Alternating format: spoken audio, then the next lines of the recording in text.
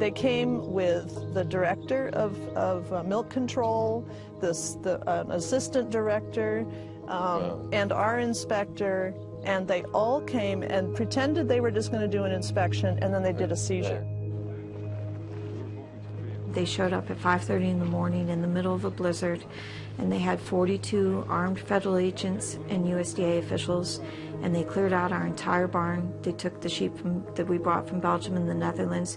They even took the sheep that I had brought over from New Zealand, and they took them out to Iowa, and they killed them for a disease that doesn't exist to this day.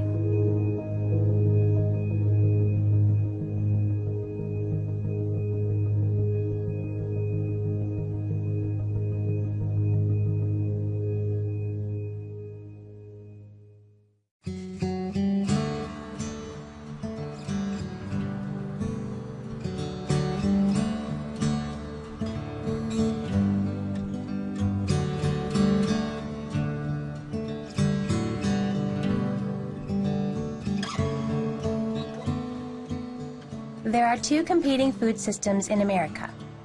First, you have the industrial system, factory farms and agribusiness. Then, there's the local system, consisting of small, sustainable farms and artisanal producers. Sadly, most food production laws are designed to support the industrial operations. And the current U.S. agricultural policies could potentially destroy our local food system. I'm Kristen Canty, mom of 4. The reason I set out to make this film is because when one of my sons was 4 years old, he was a very sick child with allergies and asthma. Conventional medicine wasn't helping him. So I did some research and found out raw milk could be a remedy. I gave my son raw milk, and his allergies completely disappeared. I had to go directly to a small farm to get our raw milk. And I started buying grass-fed meats, eggs, vegetables, and fruits from a number of small local farms. As I got to know these farmers, they told me they were encountering a variety of legal problems from both the state and federal authorities. I quickly realized that my ability to buy the healthy foods I want could be in jeopardy. The industrial food system is growing and becoming more powerful. But the small, independent food system is in danger of vanishing.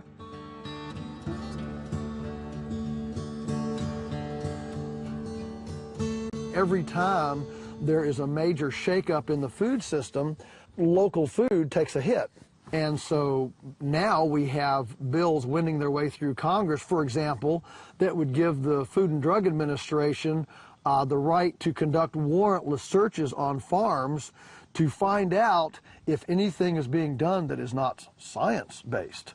Well, science-based, you know what science-based is? Science-based is petroleum-based fertilizer, herbicides, pesticides, antibiotics, irradiation, cloning. That's all science-based. You know, food safety has been hitting the headlines a huge amount. And I think most people who look at it agree that there are huge food safety problems with our mainstream system. You know, it's wrong when people die from eating peanut butter. That shouldn't happen. And it happens because there are huge flaws in the mainstream food safety system.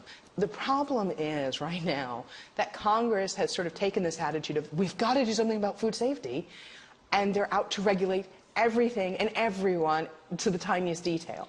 And so instead of focusing on the real problems, instead of directing FDA to really enforce, to really regulate and inspect these huge facilities, which is where all of the major foodborne illnesses have been traced back to, they're saying everyone who processes food must be registered with the government.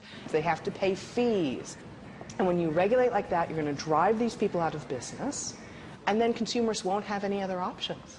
The only option consumers will be left with is the grocery store chains buying from these huge processing plants, which is where these problems keep getting traced back to. Our regulations are barking up the wrong tree. We absolutely have problems in this country around food safety and food security, but for regulators to prohibit small-scale, diversified production and processing of food when there's absolute evidence that that is the safest, most secure way for us to feed ourselves as a society, and to let huge corporations that are poisoning us scot-free is completely ridiculous. Now, I think somebody should have the choice, if they want to eat something that's bad for them. That's their choice, but I want to have the choice to eat something that I believe is good for me, and that belief comes from thousands and thousands of years of human experience. I sell a lot of leafy greens to gardeners, and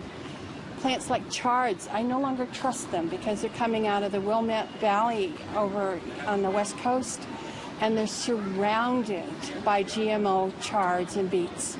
I think that government needs to step up to the plate and require that everything that has a GMO product in it, any kind of food, is labeled.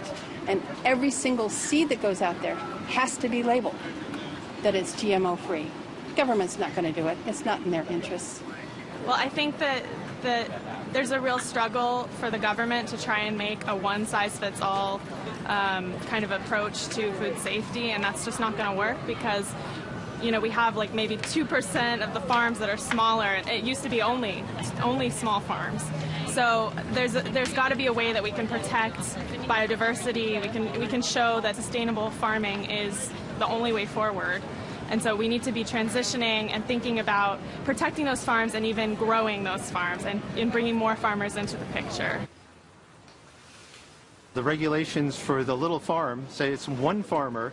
It takes as long to do all the paperwork as it does to do the farming. That's okay for a huge company that employs one person to do that all the time and then has a lot of other people working. But for one little farmer, he doesn't have time to farm because he's got to do all the paperwork. The federal government took hold of it and went, we've got to make sure it's even more burdensome for the small guy and nothing for the big guy, because that's what the federal government does. It takes care of the top of the pyramid. I have to do so much paperwork in order to be certified organic.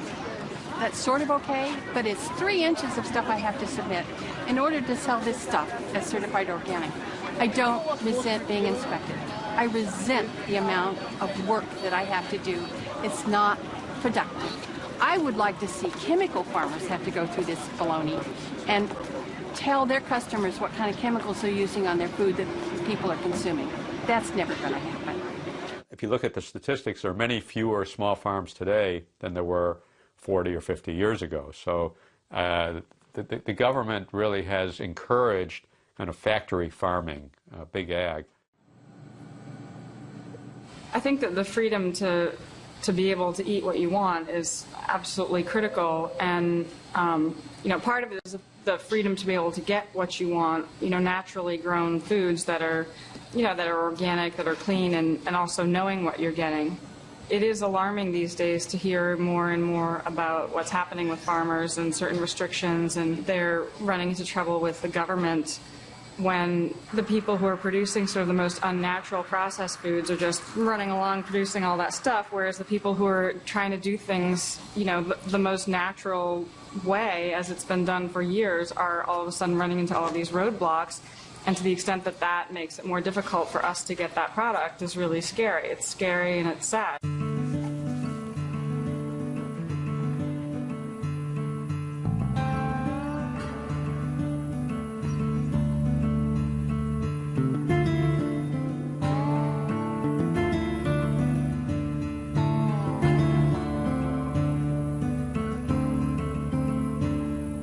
I'm Linda Felice, and I studied mad cow disease over in England. I worked with Professor Eric Lamming, who was the advisor to the EU and the British governments on mad cow disease and how to deal with it and how to make public policy dealing with mad cow disease. My husband Larry, he has a PhD in animal science, and he was doing a postdoc in England while I was working with Professor Lamming, and he came across the British Sheep Dairy newsletter. And we knew that we wanted to work together. We wanted to do something in agriculture and something that would be financially viable with our children. And when he found the British Sheep Dairy newsletter, he said, that's it. We're going to milk sheep. And I said, we're going to milk what? Because at that time, I didn't even realize you could milk sheep. And so in 1993, we moved to Vermont. So we worked with the USDA for 3 years, brought over sheep from Belgium and the Netherlands, and set up a family sheep farm.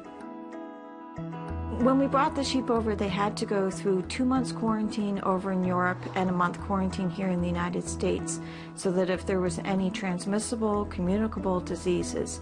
So a whole series of tests were run on the sheep while they were over in Europe, and the same tests were repeated here. All the sheep passed with flying colors. First of all, there's no sheep in the world that's ever had mad cow disease.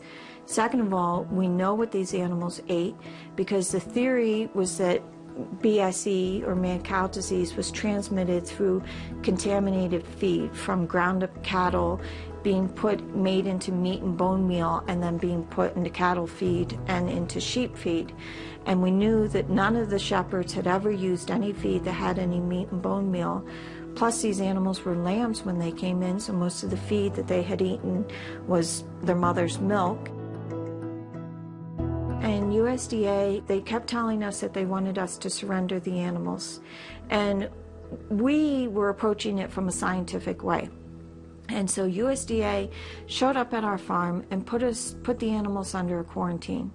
And when Wayne Zelanga showed up, state vet for Vermont, showed up at our farm, he handed us the quarantine papers and he said, "I don't mean this as a threat, but let me tell you, if you tell anybody about this, you go to the media, you get greedy, you ask for a bunch of money, we're going to put you out of business, and don't think we haven't done it before." When we were threatened, we went quiet for an entire year. We didn't tell anybody. We told my parents and Larry's parents, and that was it. So here we're part of this great organic group of farmers working together, and we're seeing them day to day, and we can't even tell them these sheep are being quarantined under fear of mad cow disease. And it was a really, really tough year. We brought over 3 European scientists, and we had a meeting down in Washington at USDA. So the 3 Europeans all presented their information, and they said, okay, this is what's going on in Europe. There's not a single sheep being killed under suspicion of mad cow disease. The flocks that the animals were imported from, they've all been continued to be surveilled. They're all perfectly healthy. Everything showing that our sheep were not at risk. And so then we opened up for questions, and it was silent. No one said anything. And finally, Linda Detweiler's boss, Alfonso Torres, said, "Look, I'm really sorry, but we're under political pressure, and you're going to have to surrender your animals."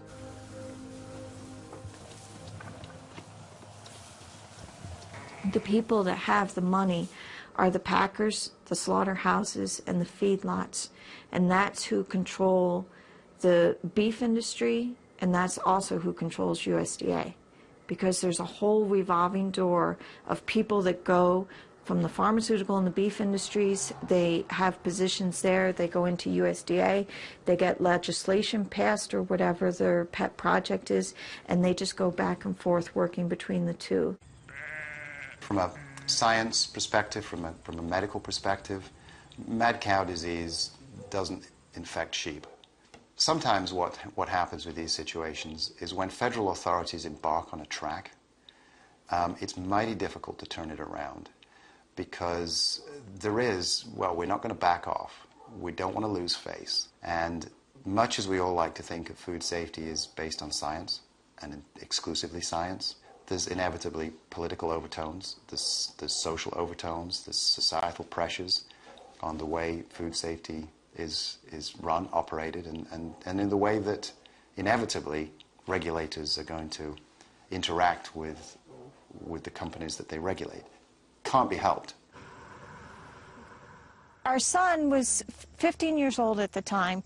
He was a huge James Bond fan, and he comes to us and he says, "Mom, Dad, we're being watched." And we're like, "Francis, you know, this is stressful, but don't be paranoid." He's like, no, I know we're being watched." I'm like, "How can you tell that you're being watched?"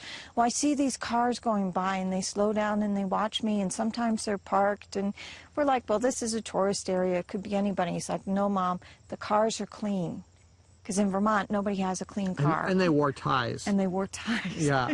But, you know, then we started increasingly, customers would come in the store and say that they saw these guys parked up at the Vista, and they were just being seen more and more. And, you know, here we were being doing sheep farming and running a little country store. And, you know, what were they watching for? What did they think we were going to do?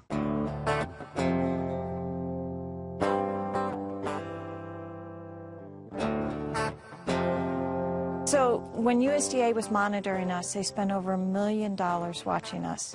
And we would see these guys climbing in and out of the fences. And as part of the court case a few years ago, we received some of the diaries. And the day was broken down into 15-minute segments. And it said what each of the family members were doing, where were we, you know, who was at the store. Larry Felice and son Francis moved the sheep, missed one. Anyone in the valley that they saw that had a Save Our Sheep bumper sticker, they wrote down their license plates. And then they investigated them. They also did 2 criminal investigations of Larry. Linda Detweiler requested this. So the first one was to see if anything about the importation had been illegal, and then and they couldn't find anything. So the second one was a personal criminal investigation to see if he had anything in his background. I married a clean one.